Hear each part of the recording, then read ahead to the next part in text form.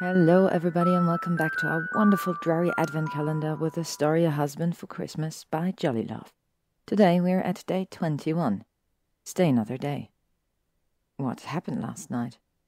Draco groaned and rubbed his forehead where he felt a pounding headache. This wasn't good. Really, what happened? He felt movement in his bed and was suddenly wide awake. There was someone in his bed? He felt an arm around his chest and turned to see Harry lying next to him, fully clothed. What had happened last night? He had no memory at all. Well, there was a faint one of them. Kissing in the living room and then falling into bed and just being asleep right afterwards? Had he kissed Harry Potter? That was absolutely unprofessional of him. How could he do something like that? He inhaled sharply, a memory taking control of him as he tried to remember what, or if anything even happened between him and the caregiver of his son. How unprofessional of them both. This shouldn't have happened, this. You pig! Draco awoke from his mother screaming and swearing. Considering that she never even attempted to swear, this was highly unlike her. He snuck closer to the door and opened it a tiny bit, just to listen what was being discussed. You slept with her? The disgust in his mother's voice was clearer as she spat the last word out. She's the help! Draco's caregiver, you bastard! Not worth one tiny sickle, and you, pig, you utter, lazy sod, let her dominate you in our bedroom? Draco shivered from the sudden breeze that swept through the manor. Out!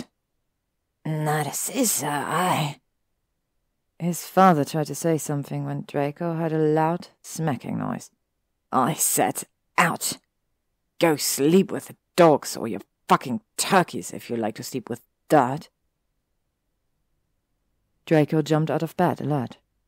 His action of slight panic woke Harry up, who shook his head sleepily and then smiled at him.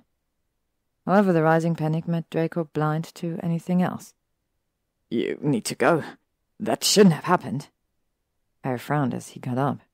Draco, it's fine, Lord Potter, I need you to leave. Without any more words, Harry walked out the room and down the hallway. Draco heard his steps echoing through the house and rubbed his forehead. Harry had spent the night with him. They were both close, but still, it was absolutely against the rules. What had he been thinking? He couldn't just... The memories rushed back. Harry and him talking in the living room, kissing. He remembered the lust in Harry's eyes, his white pupils when they kissed. The whispered words full of love and need. Draco's eyes widened, staring at the unruly bed. He wasn't his parents. He didn't cheat on anyone, and he didn't think that his caregiver was dirt. He had made a huge mistake. Draco ran through the halls trying to stop Harry from getting away. Telling him to leave was a mistake. He wanted Harry to be here again. Why in Merlin's name hadn't he remembered all of this when he was still in his bed? When he reached the entrance hall, it was empty, and the wards showed that Harry had left and apparated a few seconds prior. Fuck! Draco swore and turned around. He hurried back to his room and grabbed some clean clothes. He needed to find Harry again, tell him that it was all a misunderstanding on his part. When he walked past Scorpius' bedroom, his son came out and smiled. Father, have you seen Harry? He said he'd help me go through my stuffed animals. He left. Scorpius frowned. Why? Draco sighed and shook his head. Because I was an idiot, and I told him to leave. I tried going after him, but he was already gone. We need to find him, Scorpius said loudly and closed the door, looking at Draco expectantly. What do you want me to do, Scorp? Draco asked, slightly confused. Scorpius shrugged his shoulders. I want you to find Harry. He's a perfect match for our family. Much better than Simon could have ever been. Of course, Scorpius was right. He was a perfect fit. Scorpius loved him to pieces, and Draco had to admit he liked the way it made him feel when he thought of what happened yesterday. The feeling was like 1,000 butterflies all at once. He turned to his son and smiled. I don't know where he lives, do you? Well, no. We went to visit Rose and Hugo and then we apparated to his house. I know how it looks on the inside, though. Scorpius shrugged. Draco smiled softly. I think he lives in the middle of London. Maybe even Mugger-London. Scorpius shook his head. No, we were outside London. It was a small house with a small garden. He's got, like, carrots there. They're not growing right now, but he said I could come by to try them in the summer. He didn't tell you how to get there? Draco asked, still hoping his son would remember something a little more useful. Sadly, he didn't. Well, there was something useful. He knew where Weasley was working, and that Harry liked to go there. Maybe he could ask him for help. He nodded and walked to his room. Get dressed, we're going out. Called over his shoulder as he turned around the corner.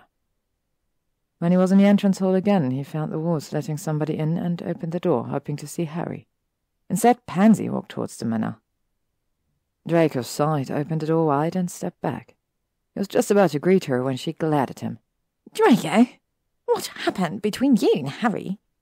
She asked with a dangerous undertone. What do you mean? Draco frowned. How did she find out about something like that? Pansy placed her hands on her hips and raised her eyebrows. Usually he comes over to look after Michael and Rosalie while we go and get a tree. Does he can't come due to personal circumstances. Interesting. Draco frowned. How well do you two even know each other? And how long has this been going on that Pansy was actually livid over what had happened between him and Harry? We've been close friends for almost 5 years. That was surprising new information. You never thought that Pansy and Harry would ever get over the differences from school. Before he could say anything in response to that, another voice sounded from the stairs. Father didn't mean to hurt him. Scorpius stood there, eyes wide open and a sad expression on his face. Pansy sighed. Well, whatever happened, he did hurt him. She turned to Draco and raised her eyebrows once again. Draco, you need to understand that even though Harry seems to be happy and everything like that, he is like a young flower in the middle of a storm. The smallest thing sometimes throws him off balance. Draco shook his head. He needed to talk to Harry to make this right. Pansy, do you know where Harry lives? Please, I just want to talk to him. No. Pansy sighed again. This time it seemed more of a sigh that was giving up. Nobody does. Nobody's ever been there. Not even Hermione or Ron. Ever since the Simon guy stole his home in London, he's not allowing anybody in. That's what Ron's told me anyway. Then how do you contact him? Even though the situation wasn't funny at all, Pansy smirked. Ever heard of owls, Draco? She quickly turned somber after that. If I were you, I would just wait it out. He'll show his face again someday. Draco shook his head. But I need to marry before Christmas. Yeah, I don't think that will work out. If you want, you can stay with me once the ministry takes Malfoy Manor. Pansy smiled carefully. Draco nodded, giving up. Thank you, Pansy. Just don't be stupid and burn all your bridges, Draco. To be continued.